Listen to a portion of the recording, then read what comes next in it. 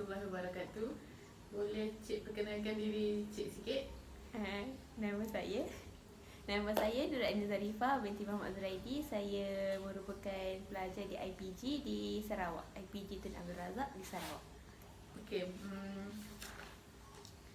boleh ceritakan sikit pengalaman belajar dekat tempat orang yang jauh macam tu? Pengalaman belajar kat tempat orang ni seronok lah kan, sebabnya kita dapat berjalan jauh kan, tengok-tengok tempat orang macam tu. Kalau kita nak bandingkan antara tempat yang belah Semenanjung dengan belah Sarawak, macam banyak juga perbezaan dia.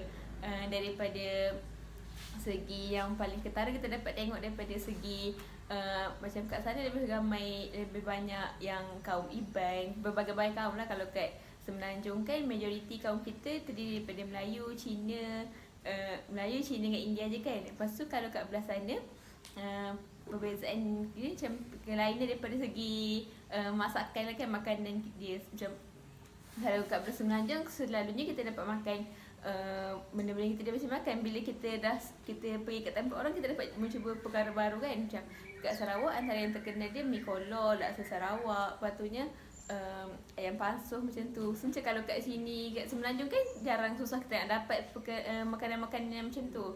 Maksudnya itu antara kelainan-kelainan yang kita dapat tengok lah, keseronokan bila kita dapat belajar kat tempat orang macam tu. Okey, sekarang ni MCO, Perintah Kawalan. Awak sempat ke tempuhi perintah kawalan dekat sana? Cakap pasal perintah kawalan ni, saya sempat menjalani perintah kawalan pergerakan PKP ni dekat sana kan, nak dekat sebulan lebih jugalah. Sebab Okey, jadi boleh tak ceritakan sikit pengalaman semasa perintah kawalan awak dekat sana? Pengalaman kat sana macam sangat mencabar lah sebenarnya. Sebabnya mulanya pada mula pengalaman tu, pada mula-mula perintah kawalan tu dikeluarkan, kami pelajar diberi pilihan sama ada untuk terus tinggal di asrama ataupun untuk balik ke rumah masing-masing. Tapi disebabkan saya ada assignment yang perlu dihantar, so saya ambil keputusan untuk balik beberapa hari setelah saya menghantar saya punya assignment kan. Tapi setelah beberapa hari selepas pengumuman PKP itu dikeluarkan, kerajaan mengeluarkan arahan tidak membenarkan sebarang rentas negeri berlaku kan. Oleh sebab itu pelajar-pelajar yang masih tinggal di asrama dikehendaki untuk terus kekal di asrama. So, oleh itu macam kami kat asrama ni pun terpaksalah terus menetap di asrama dan menjalani kehidupan di asrama macam tu. Kami diarahkan untuk duduk di bilik masing-masing dan tidak dibenarkan untuk keluar mencari makanan sendirilah. Soalnya kami makanan kami dihantar terus ke asrama kami dan dihantar ke setiap bilik oleh wakil-wakil yang bertugas lah macam tu. Sebenarnya bekalan makanan pun memang kami tak boleh keluar langsung. Kalau misalnya keperluan-keperluan lain tu kami beri list dan hantar kepada orang yang bertugas. So dia akan beli dan hantar kepada kami macam tu. Pastinya perintah kawalan ni sampailah puasa. So ni saya sempat menjalani selama 15 hari puasa di asrama. Okey, tadi Cik cakap Cik sempat berpuasa dekat IPG Sarawak yang sangat-sangat jauh tu.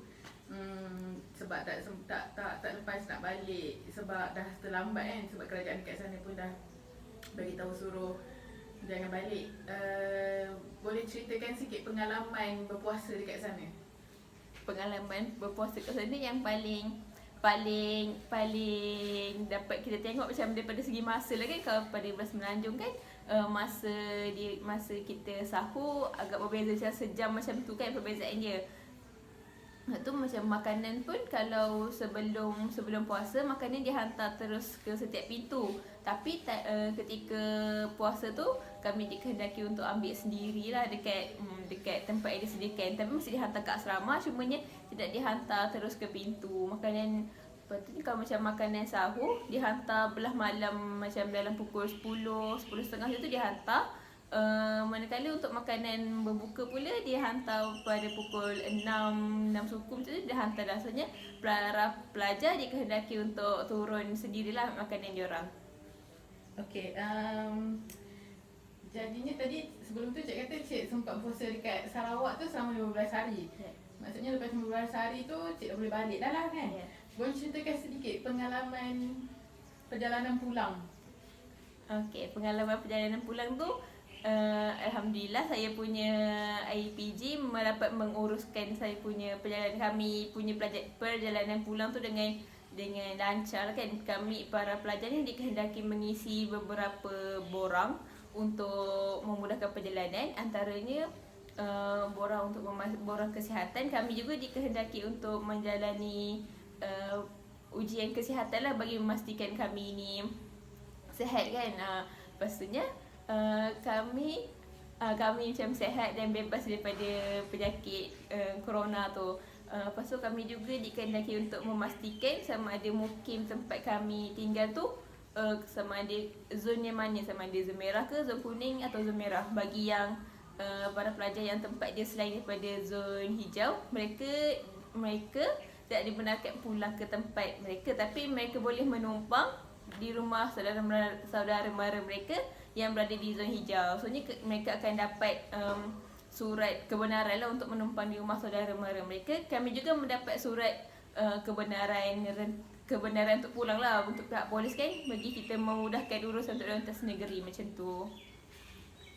Pasalnya setelah semua borang tu selesai, kami perjalanan pulang kami turut diuruskan oleh pihak NADMA dan kami menggunakan perkhidmatan Malaysia Airlines untuk pulang ke Semenanjung kan. Bila daripada IPG ke airport di Kuching tu diuruskan oleh pihak IPG dan pihak-pihak polis lah yang dekat Kuching kan. Bila sampai dekat KLIA, kami diuruskan oleh pihak NADMA untuk bagi memastikan semua SOP tu dipatuhi dengan ketat lah macam jaga penjarakan. Setiap pintu-pintu tertentu tu dia akan cek suhu kita. Lepas tu bila sebaik saja tiba di KLIA, kami dibawa oleh bas untuk pergi ke IPG Bangi lah. Soalnya IPG ni macam bekerjasama lah untuk masing-masing menghantar pulang para pelajar masing-masing ke tempat kan, ke tempat sendiri macam tu. So ni bila sampai kat IPG tu, dia test lagi suhu kita, dia bagi sanitizer macam tu bagi memastikan semua SOP sangat dipatuhi lah kan. Macam pada IPG tu dia hantar mengikut negeri masing-masing lah, ikut bas tu. Kalau macam Pahang ada bas dia Kelantan, ikut bas masing-masing dia hantar terus ke rumah. Itu saja. Okey, terima kasih Cik Aidi kerana bekerjasama dalam video temu bual saya ni. Terima kasih.